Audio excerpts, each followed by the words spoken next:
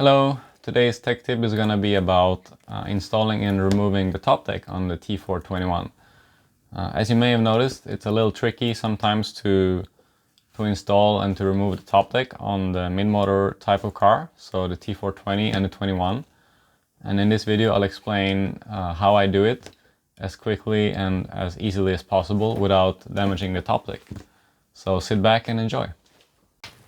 Okay, so the easiest way to install the top deck, in my opinion, is to take it in your right hand.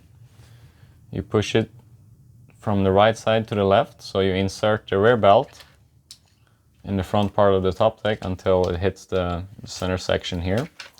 Then you turn it towards the middle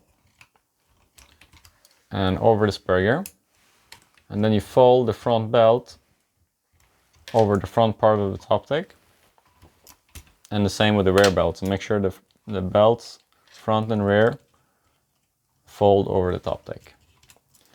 And there we have it, it's installed. We just gotta tighten the screws and that's it. Okay, so now comes the tricky part, to remove the top deck.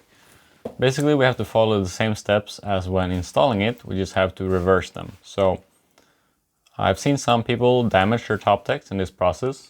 You just have to be very patient and take your time. Don't rush it, because there's a chance that you can actually damage it if you do something wrong.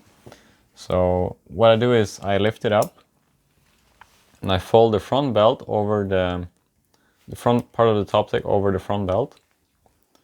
And then we simply turn it towards the left over the spur gear, pull it backwards a little bit, and then simply turn it completely horizontally, and then you can pull it out